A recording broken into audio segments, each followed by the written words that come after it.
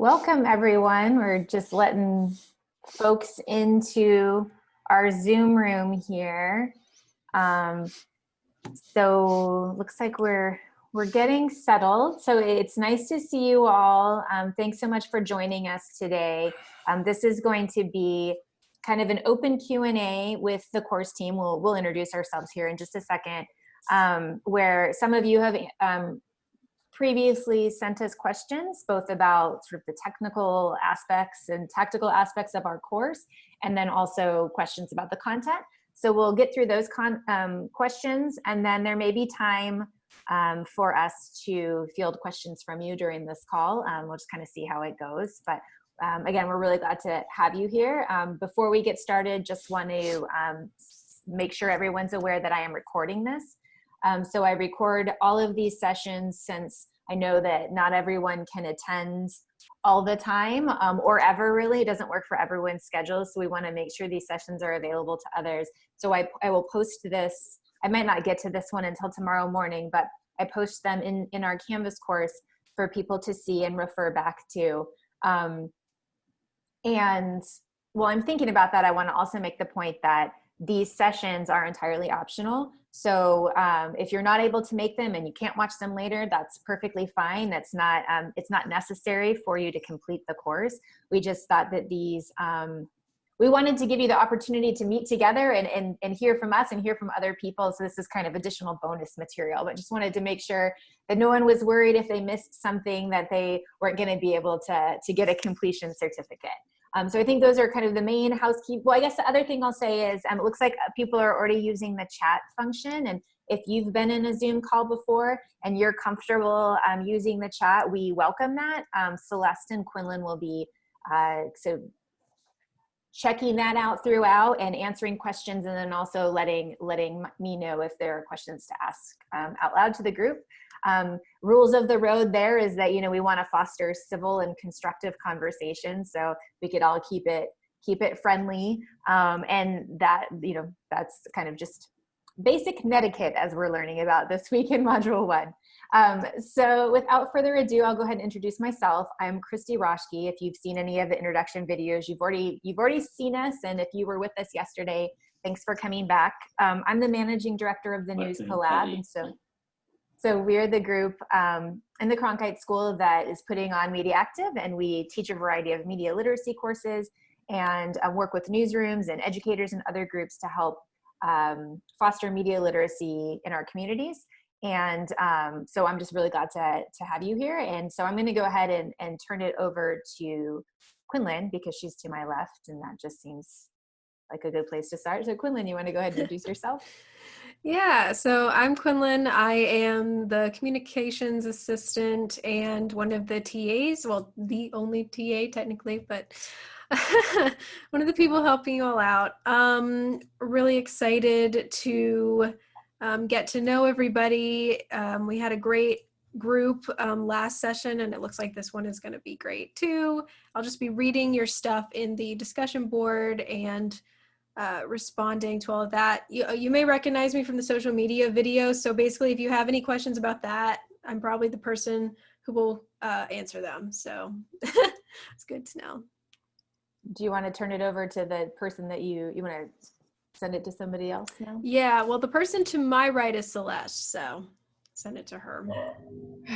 All right, I have a dog barking in my background, so sorry about that.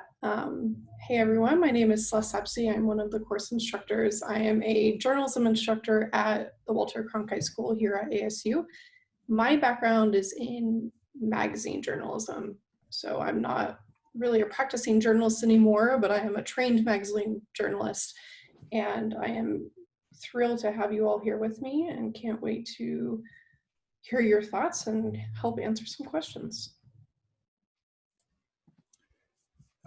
I guess on to me. I'm Dan, and I'm co-founder of the News Collab at ASU, and I spent a long time in the journalism world and in doing some startups, and been at the Cronkite School for about a little over a decade, working mostly on this kind of thing.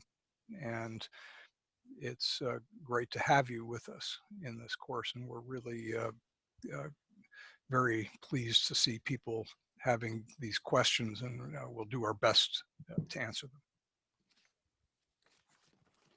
Thanks, everyone. So we'll go ahead and get started, and I'll kind of moderate the questions and throw them out to the different members of the course team. And then again, if you want to throw questions in the chat, or if it seems like it's appropriate at some point to raise your hand and ask a question, we can just kind of play it by ear. So we'll start with some of the questions that are a little bit more like on the tactical side, just to kind of get them out there for people who are just starting the course and wondering how it works.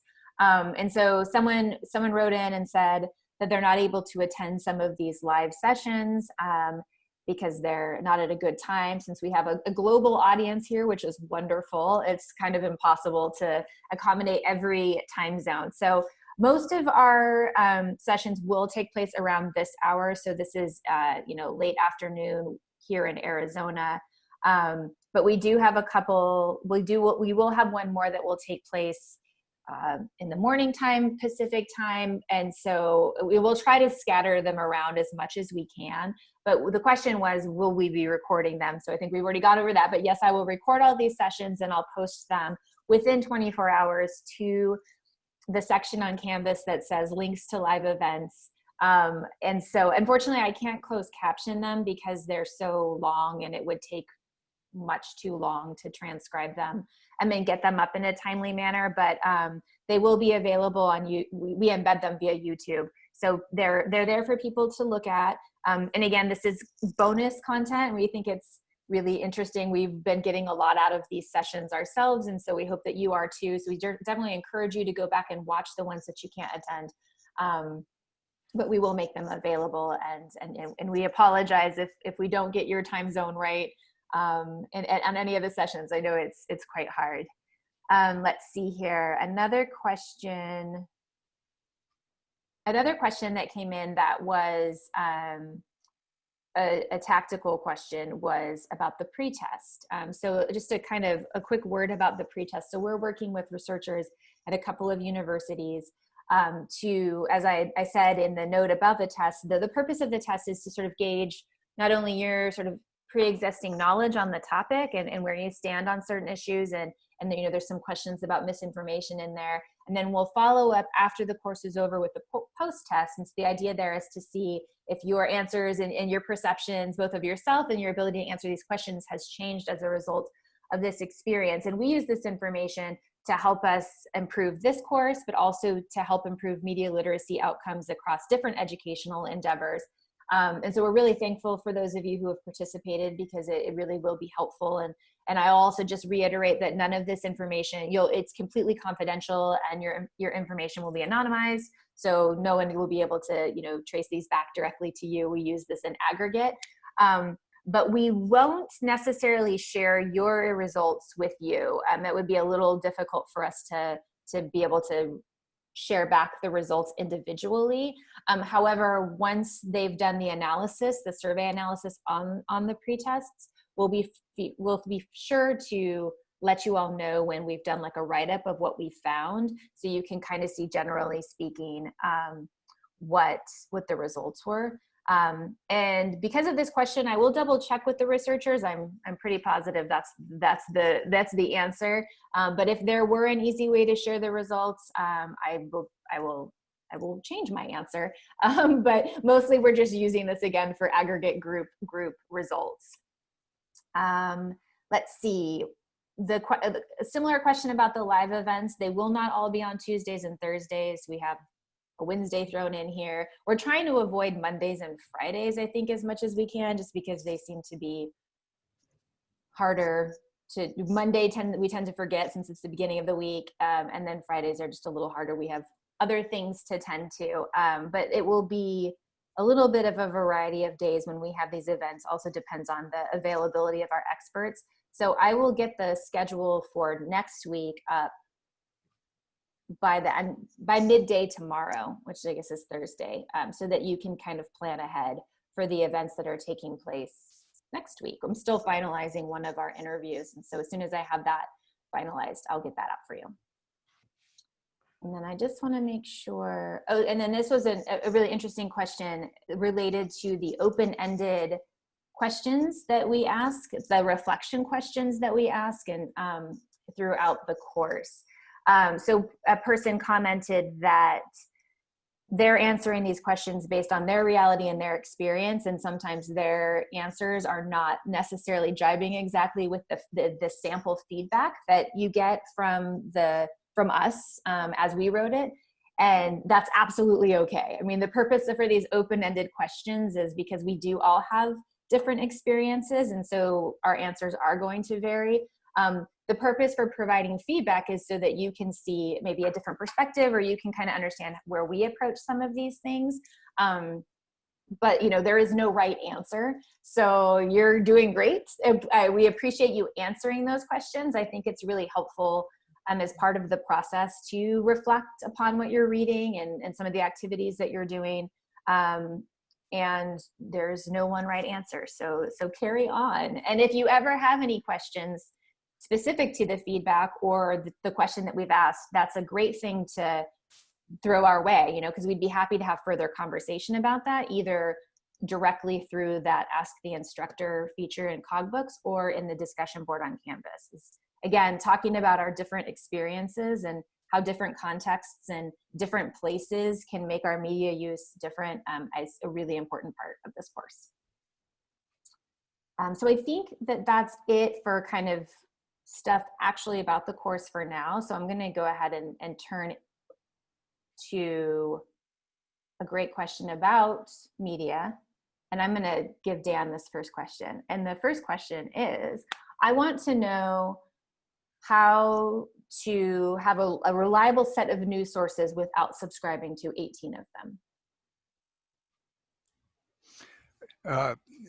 You hit on one of the kind of existential questions of modern media, which is everybody is trying to get people to pay. And I think we all have a responsibility to pay for something. And it's a lot like figuring out, well, what are the priorities that we have? And until the news business as a whole gets together and says, we're going to do a kind of Netflix for news, which is unlikely, you're going to have to decide which sites matter the most to you. But keep in mind, almost everyone, not everyone, but most news sites give you a few stories a month that you can read or videos you can watch before they have you hit their paywall. So that's one workaround. Another one is that, and I don't tell anyone, I told you this, Christy's posting this. It's on the internet now. Something you can do if you really want to see something after you've hit the paywall, open a different browser. And there's a good chance that the tracking software that sites put onto your browser won't know that you've already been there with that other browser, and that you'll get your free allotment again.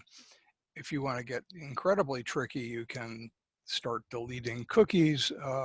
I'm not recommending that, because that leads to other issues that you might find difficult, like losing all of your logins and things that you've already set up.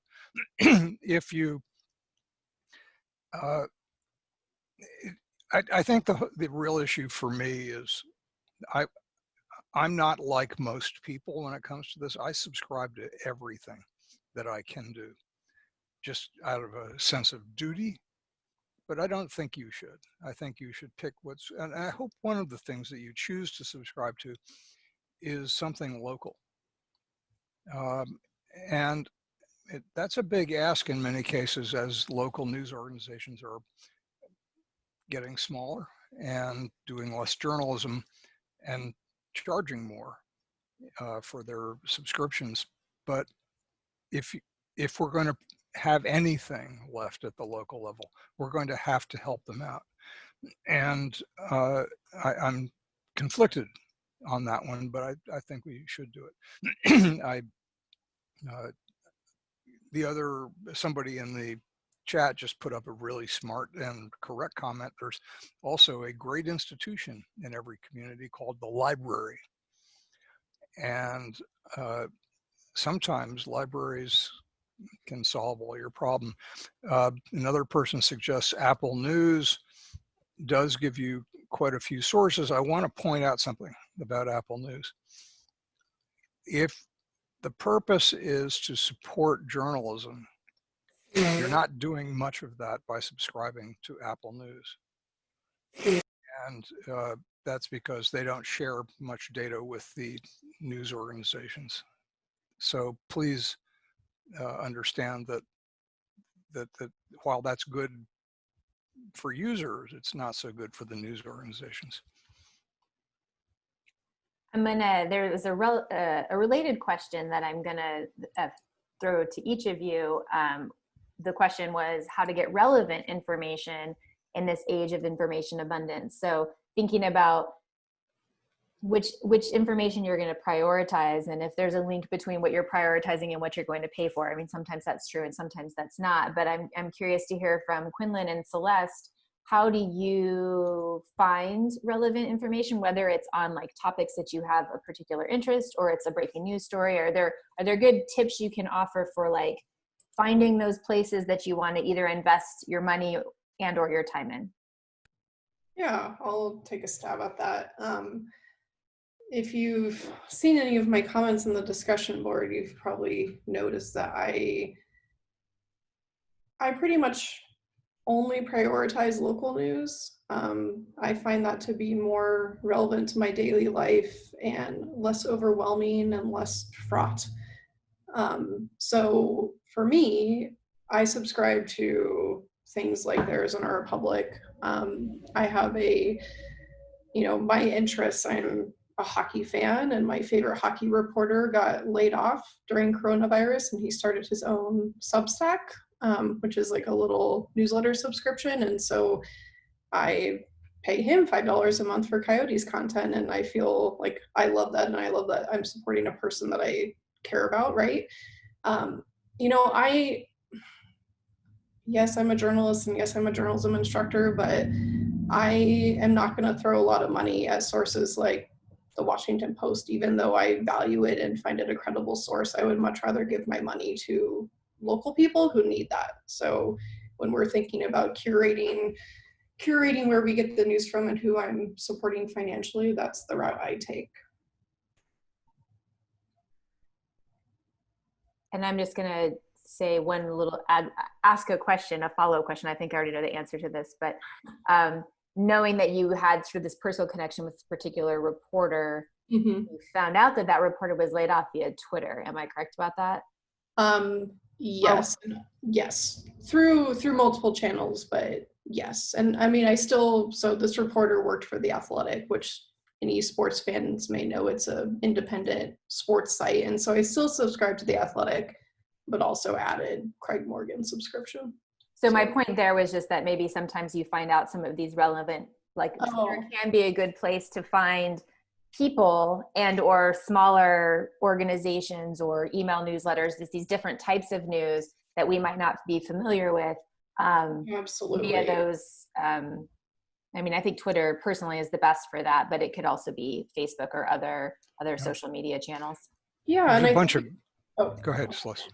Go ahead. ahead. I was just going to say, I think it comes down to, for those of us who use social media, we don't refer to something like Twitter as a news source, right? It's a platform that aggregates news stories based on people sharing it. But if you curate who you follow on social media platforms in a way where, like, I follow Christy and I trust Christy as someone who would share credible news. And so I've, cultivated the social media feed that I trust the people who share things on there. So yes, I definitely use that as a a place that I get news from or see links that I'll follow elsewhere.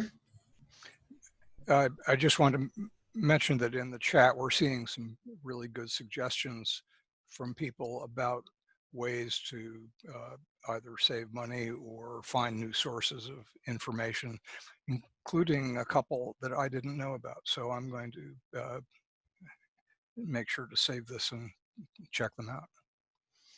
Quinlan, did you want to add any thoughts about where you go to find relevant information?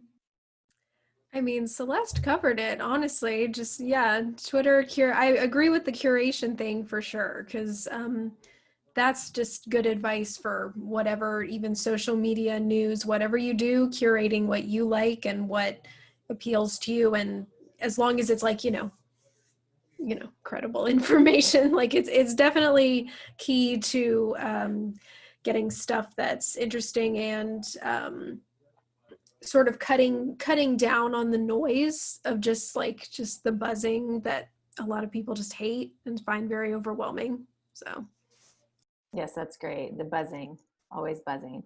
So this is a great question that kind of is a good segue from that conversation of the social media. So someone asks, is a fundamental requirement of media literacy and understanding of the platforms upon which we receive media. So much discussion of the ills of platforms like YouTube and Facebook neglects to include the fact that these organizations benefit from keeping their users engaged, and their algorithms are tuned to create users that want to read the next post or see the next video. The medium is as problematic, if not more, than the disinformation being shared. And then was curious just to hear our thoughts on that. So yes, all of that, yes. And absolutely an understanding of platforms and processes for receiving information and how media is created and shared and distributed, and the algorithms with which, on which the platforms run, and what kind of information they're extracting from us to provide these recommendations. And the fact that those algorithms are very opaque to the user. We have really no idea how those things are being chosen or those rules are being written. It's really important to have an understanding of that, because that is part of the way that we can brace ourselves, not only for the disinformation that we're seeing, but sort of the explanation as to why we're seeing it and how it may have become a big deal, and it's helpful to explain to others. Dan, I'm gonna ask you if you wish to elaborate on that.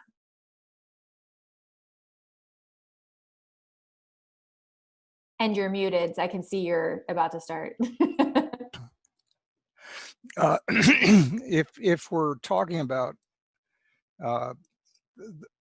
social platforms, algorithm, and the fact that they drive us toward engagement, toward watching more, toward looking at more, toward clicking on more, and that's true, they do. In the yesterday's conversation with Jimmy Wales, he talked about that and said that that's actually very dangerous, since it's driven on by advertising, clicks, and dollars, and that often, and this is one of the major criticisms of, and quite properly, of the social platforms, is that the algorithms aren't deliberately sending people toward toxic material, but that the people who create the toxic stuff are incredibly creative in a terrible way when it comes to getting people there by playing on how the algorithms work. And the solution to this from a media literacy standpoint is pretty simple. Stop clicking and don't do it. Don't take the recommendations. Do your own searching. Do your own curation. And I see that someone asked about what that meant. I mean, it's selecting stuff. It's be your own editor at some level when it comes to what you want to bring into your brain. And you can't do that for everything. And one reason that I like looking at homepages of news organizations is that I'm getting to see what some presumably talented editors have selected as the most important stuff right now. And YouTube doesn't really have that.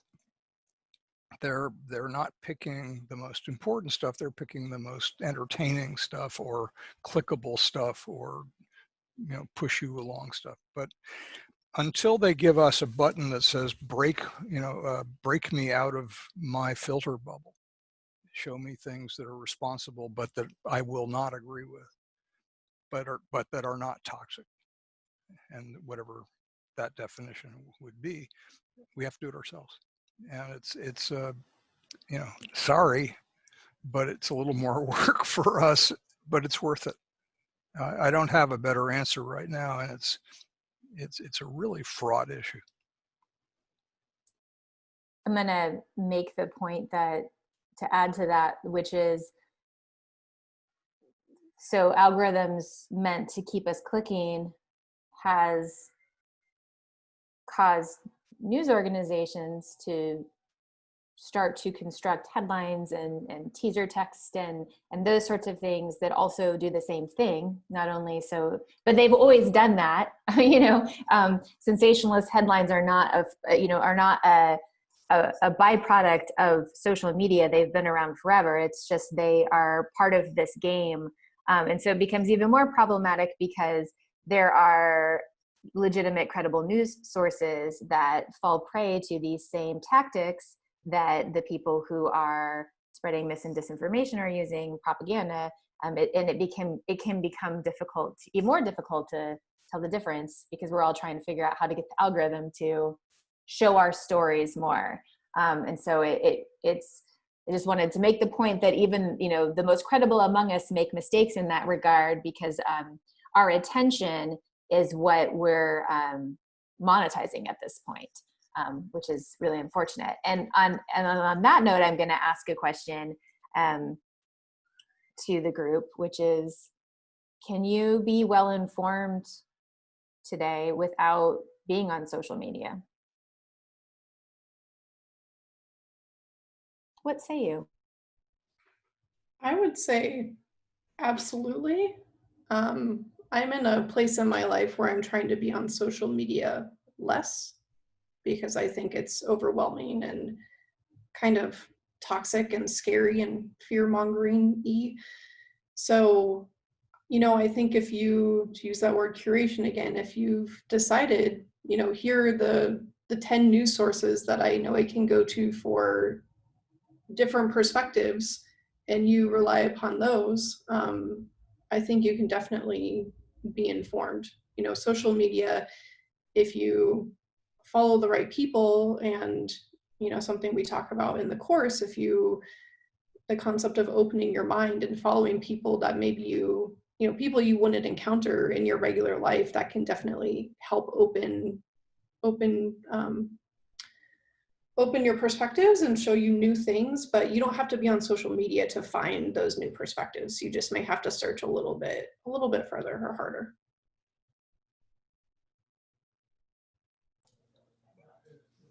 Quinlan? I mean, yeah, I would definitely agree with that. I think it depends on of course, it depends on the age range and where you are in your life. Like Celeste said, where she is, like, that's totally viable. And I think it's viable for most people. But then you get sort of into my age range, and you get into the student range, and you get into, even like master's students or PhDs. And then it gets a lot trickier. I would say even then it's possible. Especially if you keep a really close eye on like your local news and, more credible sources of big news. But you're gonna, I would say, miss out on a lot of specific individual nuance as a young person if you're not on social media. And you might sort of get into a little bit more of a bubble in a way, because that you're only relying on your interpretation of things and not on people who are different from you. So kind of tough. Well, that's a really good point. I follow many of my own students on Twitter, especially, and the things I learn from not only them, but what they share Christy's laughing, and some of it's just like, I know all the latest memes because I follow a bunch of 19-year-olds on social media. But on the other hand, they just have different perspectives, and they have a way of thinking about things that I don't, and my parents don't. And so that's been really helpful for me to see beyond what I would normally see. I'll add quickly on social media that there are first two things. First, there are some very good tools that most people don't know about. And one of the best is Twitter lists. You can create lists of people by any kind of criterion you want to follow, and you don't have to actually follow them to do it. But one of my favorite Twitter lists was created by a historian named Kevin Kruse at Princeton, where it's his list of historians who post good stuff, interesting stuff to Twitter. And you can subscribe to other people's Twitter lists. I find that amazingly useful to break things down by categories that I'm interested in. I have my own lists. Second is that in our community in Northern California, which is never covered by the San Francisco Chronicle, except when something really bad happens. We have a Facebook group that's carefully moderated by somebody who insists on the single most important thing, Christy raised it earlier, which is civility. And that's the place I get news about what's going on in our town. Nextdoor purports to do that, but I don't like Nextdoor for many reasons, and I don't use it. And it may be fine in other places. It's not fine where I am. But I wouldn't know a lot of what's going on in my town if it weren't for that Facebook group, which has become the replacement, which is also dangerous in its own way. It's a centralized service which exists because Facebook allows it to exist. That is kind of a nerve center of what's going on in town. So that's a use of social media that I think is just invaluable for all my other qualms.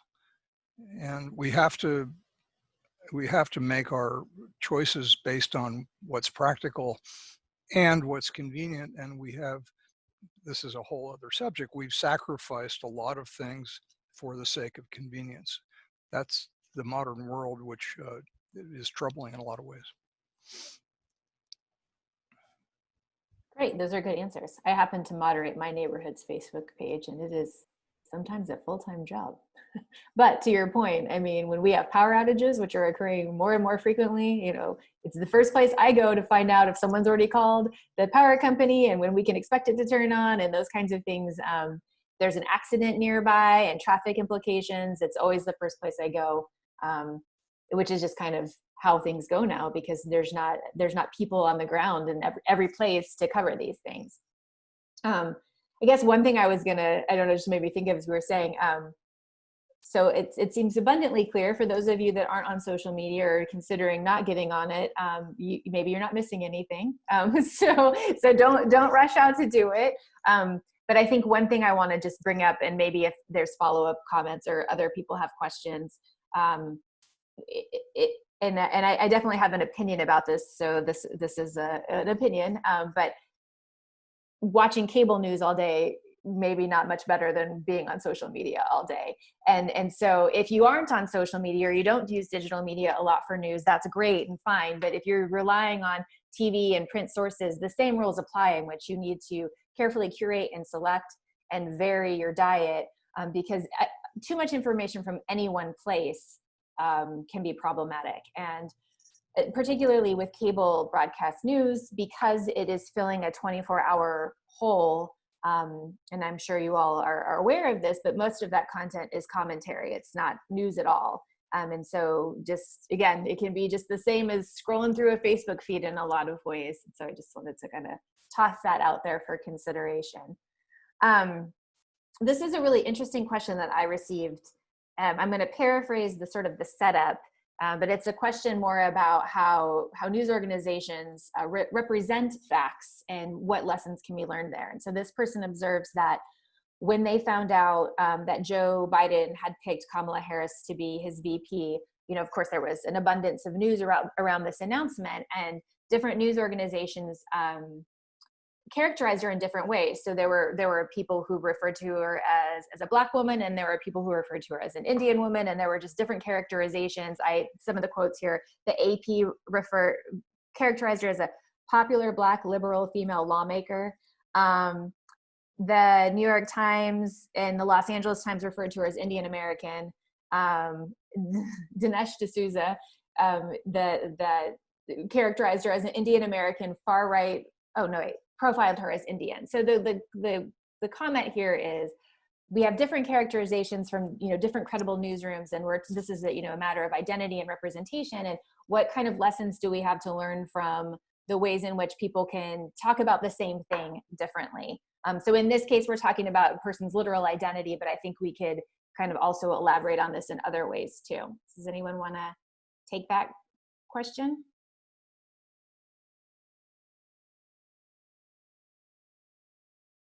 No takers? I'm going to nominate Dan to take that question. I don't know where to start on that.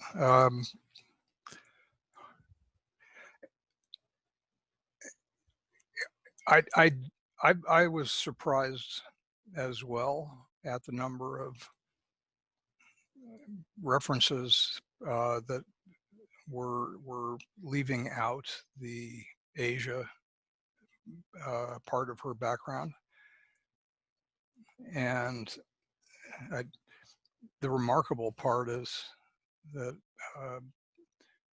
her ancestors are such a global mix, and she's so American in that way, in the traditional sense of American, that there were stories about it, but I think the simple labels often fail, and we are prone to that. Journalism is particularly prone to having labels that don't begin to describe the reality. And I don't know what to do about that, but it's a long-standing problem with journalism, is that we apply labels to things that are just simply for convenience and kind of because that's what we've always done. And it's this is sort of me personally, but people who are traditional conservatives and politically have nothing in common, almost nothing in common with the folks who are now called conservative by journalists. The word has changed. The usage of the word has fundamentally changed, but it's still the same word. And we do that with a lot of things. I don't think liberal means anything close to what it used to mean. So I guess we have to, somebody in the chat just said, let's stop using labels. I'm, thumbs up on that one. Yeah, it's interesting that, a lot of these conventions in terms of like simplifying things come from an era of, a limited amount of space and time with which to describe things. And so we have learned these shorthands for better or for worse as part of that simplistic journalistic writing or even talking. But a lot of those constraints no longer exist, but we still have these bad habits. And that, I just thought that was a very thought-provoking question. I appreciate it. And I mean, I might also offer up that there's a lot of talk, rightfully so, lately, and has been going on for decades, but is heated up again lately about diversity in the profession of journalism, and how a greater diverse pool of journalists from a variety of places and experiences and backgrounds may help to combat some of these tropes and labels that we've been using in the modern era of journalism in what I would think would be a positive way. Is there anything, Celeste or Quinlan, from the chat that you want to bring up? I think we've been tackling things as they come. I did want to bring up something that I forget who mentioned it. It seems like 10 minutes or 20 minutes ago. We were talking in the chat about things that are advertisements but aren't obviously so, or that people miss. And so I just wanted to bring up this idea. So in the chat, it was talking about like products and things to buy. And so for those of us on Instagram, for example, we'll see a sponsored post, maybe in stories, or if you are searching on Amazon, if you're looking for, I've been doing a lot of gardening lately. So if I'm looking for like a 35-foot long garden hose, the second or first result may be an ad, but I'm not going to know that unless I'm really paying attention, right? And that's something that happens in journalism too. So I think it's in module 2 where we talk about sponsored content, but just to give you guys a heads up that, sometimes content can be sponsored by a company or an organization that isn't that journalism outlet, right? And it's not always like really easy to tell that that's not coming from the journalism outlet. And so part of what you'll learn in this course is how to spot that and how to be extra discerning when it comes to, we call that sponsored content. So just a little preview for what's coming up. I'm not a fan of unlabeled or misguidedly labeled or deceptively labeled things that are not what they purport to be. And I think in journalism's rush to survive financially, it has done a number of things that have ethical challenges to them. And I hope that over time that journalists will return to clarity on what is an advertisement and what is not. But if you see sponsored content, in your mind, substitute the word advertisement. Just if you see that, make sure you transpose it to the correct word. And I have agreed to disagree with friends in the business about that one, but I think it's just wrong. So Dan, I have a question for you in the chat. Caroline, earlier, she mentioned, she had asked something about, do we get a lot of international content on social media feeds? And I had responded like, I personally no, because that's not who I follow on social media. And so she just asked, can we return to responsible international news? Where do we get it? So Dan, I'm curious where you might find good, credible international news. From a variety of places. I have in my bookmarks some organizations from a number of different countries. I have, of course, they tend to be in English. The only other language I understand well enough to read is French, but that's there's not a lot there for international news. The interesting development from the internet is the ability to find out what people on the ground are saying about the places they are in. And there are there is a site that I recommend highly called Global Voices Online. That's people posting from around the world and with editors looking at things. They're not editing much of it per se, but they are curating carefully.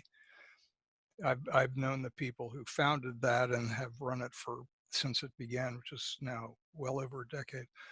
And it's a wonderful wonderful resource. Now, keep in mind, it's not going to give you the full experiences of people who are not connected to digital technology the way we are, nor to people who don't speak English and or who can't write it. There's some translations going on, but that's a very helpful thing. The BBC World Service is still, I think, the absolute paradigm of how to do it in terms of international coverage. They're not perfect. They've had cutbacks, but they're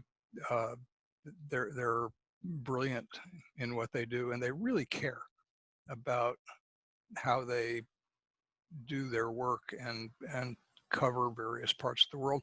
Keep in mind, again, the BBC World Service is a legacy of a colonial era. So that infuses some of what their coverage is about, but they've moved with the times. The Voice of America's international services had been or have been quite good. The Reuters is a very international organization. Thomson Reuters has done a lot of great stuff. I think there are lots of sources you can find, and what I'm getting at the long way around is that most of that's not coming from U.S. journalists, because most journalism organizations in the United States have cut back their foreign correspondence to the bone. A few of the ones that are growing, like the New York Times and the Washington Post, are now adding foreign correspondence, but that's not the norm. And when I was in journalism, my company, which was Knight Ridder at the time, had people in a number of countries. That's all gone. So, and the issue there is, what do we trust more? What's the value of someone who has actually been parachuted in for 3 years on an assignment, like a member of the Foreign Service, compared to someone who's on the ground and has grown up there and who knows the culture better? There's really interesting debates on which one's better, but I think we try for both. But you can get lots of good foreign news from a number of excellent sources, probably in some senses more now than ever before. Dan, I'm curious. Oh, sorry. I was just going to ask a follow-up. Is it true with like the national broadcast services, ABC, CBS, and then CNN, Fox? Is it true the foreign correspondence, the decrease in foreign correspondence on the television side? Is that true as well? I believe so. On the all but CNN. I'm not sure what CNN International. I'm not a big fan of CNN's domestic U.S. operations, because I think it's turned into largely 8 people around a table shouting at each other, and that doesn't do much for me. CNN International is still a superb news organization, and it's too bad you can't see it in the United States, but it's great. They do a fantastic job. The BBC International, BBC US version isn't bad, but their international is better. So CNN still maintains bureaus in a lot of different places, but I do believe that the the former major networks have cut back quite a lot. Thank you for clarifying. Celeste, did I cut you off? Were you going to ask? I was just going to say there were a couple comments in the chat that pertain to what we were just mentioning. So Frank says, from a news point of view, I see the US going back to their isolation where they were before World War II. And Carolyn mentions, as the world becomes necessarily more interdependent, we need information sources outside the US.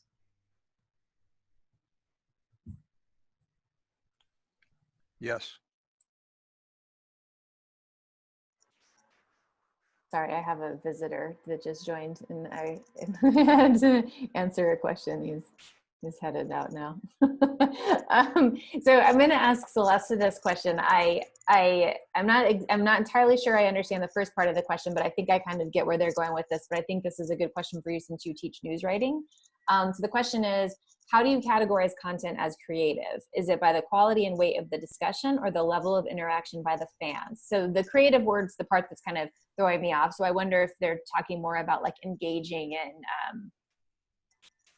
how do you categorize content as interesting and entertaining? I wonder if that is what they mean, but the question was, around discussion and interaction with fans, which I think is a fairly new phenomenon in like a social media world, right? That journalists actually pay attention to how people are receiving their information. So I'm just kind of curious what advice you give to your journalism students. Yeah, that is an interesting question. When I saw the question, I didn't think of creative in the same way you did. So thank you for. Well, you can answer it the way you interpreted it too. So it's no. I mean, I was going to say, like, from a literal, what constitutes creativity? Like, that's in the eye of the beholder, right? So that's my cop-out answer for that one.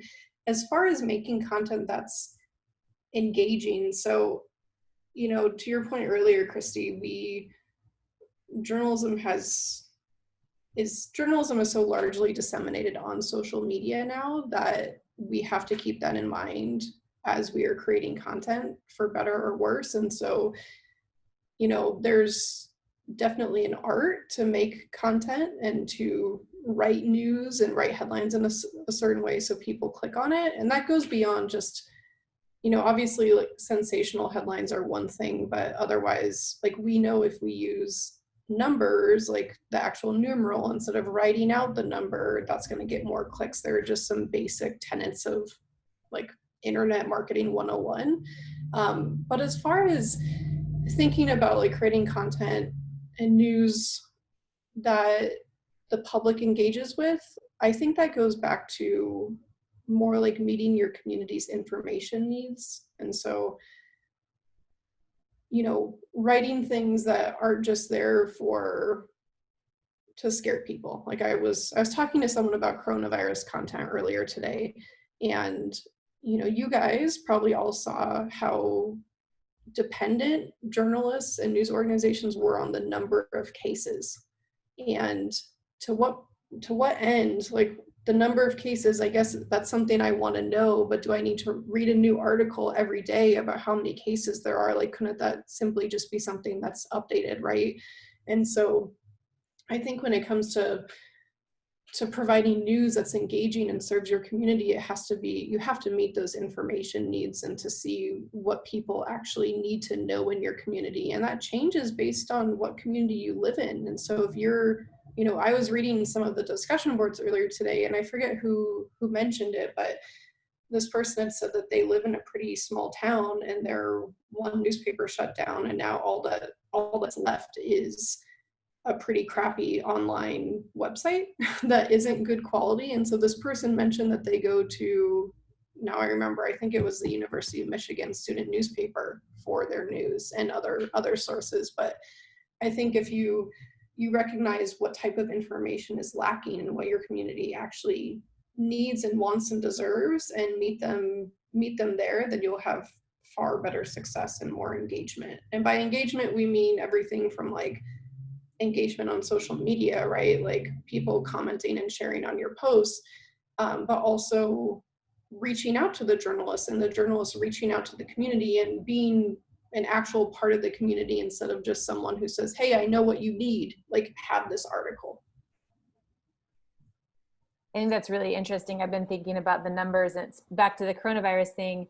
Now that those numbers don't get reported every day with the same frequency or even multiple times a day, I think it also has the effect of, or at least for me, it's like, is it still a thing? I mean, obviously I know it's very much still a thing, but it was so much like we were seeing these percentages and these numbers every day, and that there was context to that. And now we don't have that same context or that, relativity. So it's harder to know, is it better? Is it worse? Is it good? Is it bad? It feels you're looking for different types of things now, but I don't really know what to look for in the coverage at this point, because it's not this daily numbers game, and it can be confusing as a reader to try to figure out then what it is I should be paying attention to with regard to that specific story.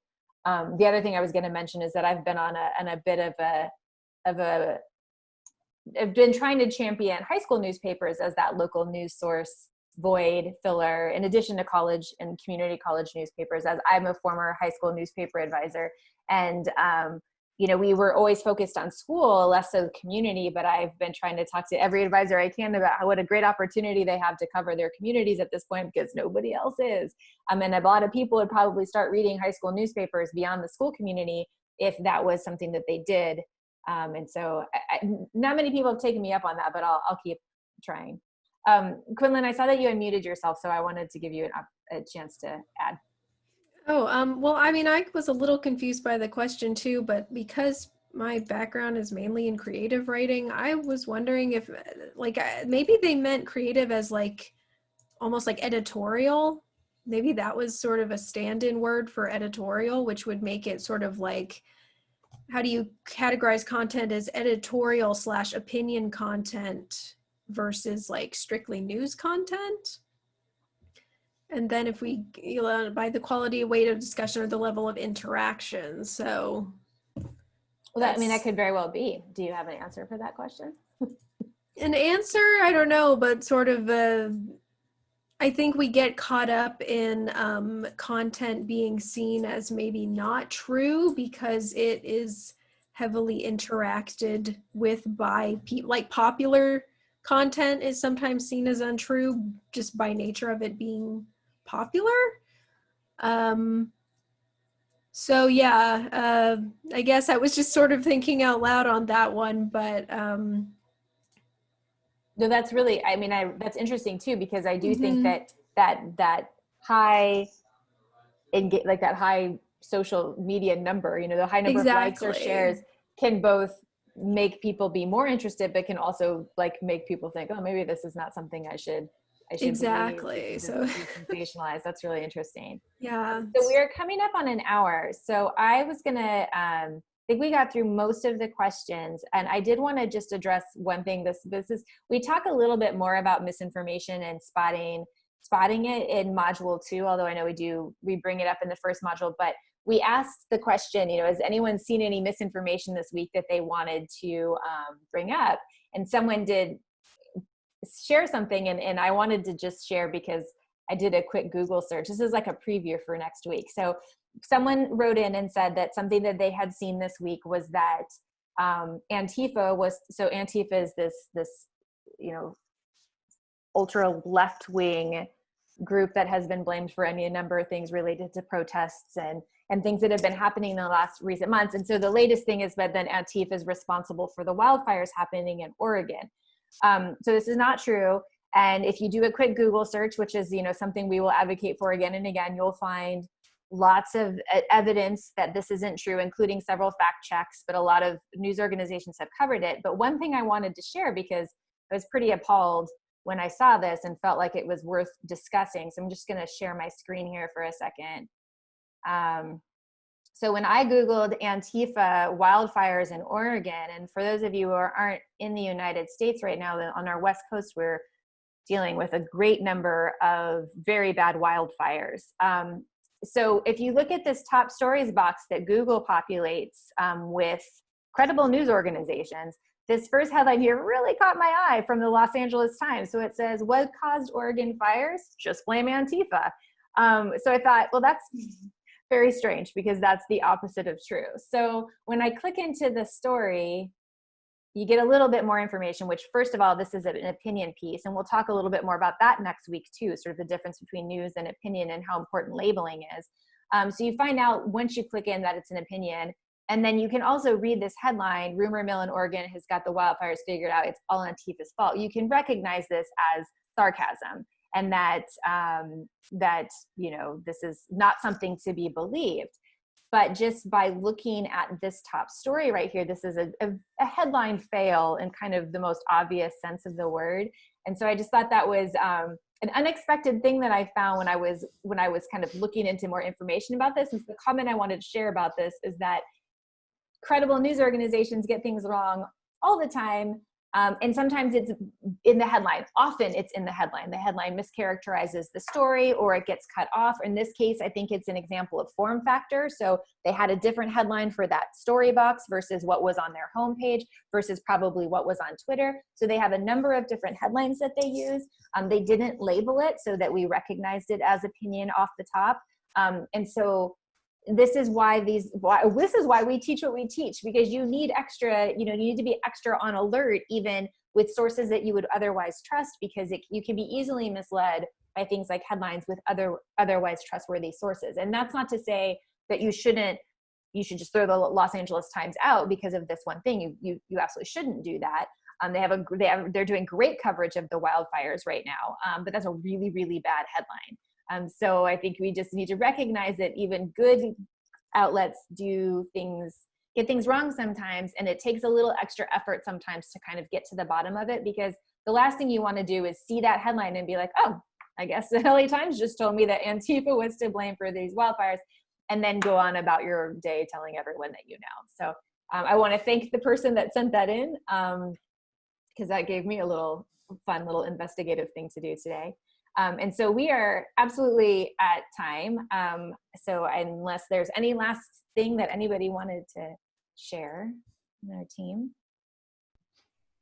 Yes. Also, Vanessa, I love that your cat just came in and jumped out. That was quite cute.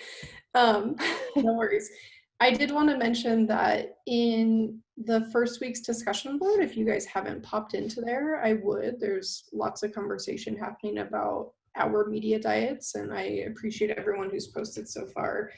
Toward the end, I made a comment about one of our partners. It's called America Amplified. It's a corporation for public broadcasting group of public media outlets. They're doing a series of national listening sessions where they want to hear from news consumers about how they're feeling leading up to the election. And I just wanted to open that invitation to y'all. So you'll see there are like 5 different ones, and they all have different types of hot topics, from the American dream to mental health and other things that I can't remember. So if you're interested in providing some feedback, and this is for our American guests, obviously, but if you're interested in talking to some real life journalists about how you're consuming news right now and how it's affecting you and how you feel about the election, they would be more than happy to hear your perspective. Thank you for sharing that. And you don't have, it's a national project, so you don't have to live in any one place. They're seeking feedback from people from all over the country, from the US. So we would love to have you participate. Dan, you're gonna... Yeah, if there are things we didn't get to, the conversations in the Canvas site are wide open. Yes, absolutely. We'd love, a good, just you might want to make the first line bold if you're starting a new topic, just so we notice that it's a new topic. Yeah, we are so glad to see so many people already chatting it up in there, and hope that continues. Our next session is tomorrow with Liz Howard from the Brennan Center. She's going to be talking about debunking election myths. And I'm going to say that that's at 4 p.m. Pacific, at 7 p.m. Eastern. And if I've said that incorrectly, it's written in the course, but I think I got that right. So sorry. I don't have it in front of me. So hope some of you can make it, or all of you can join us tomorrow. And again, feel free to reach out to us with questions and comments. And thank you so much for being with us today. We are looking forward to the next couple of weeks. And thanks for sharing all your questions and comments. Have a great evening or morning or afternoon, wherever you are. Bye. Everyone. Bye. See you all.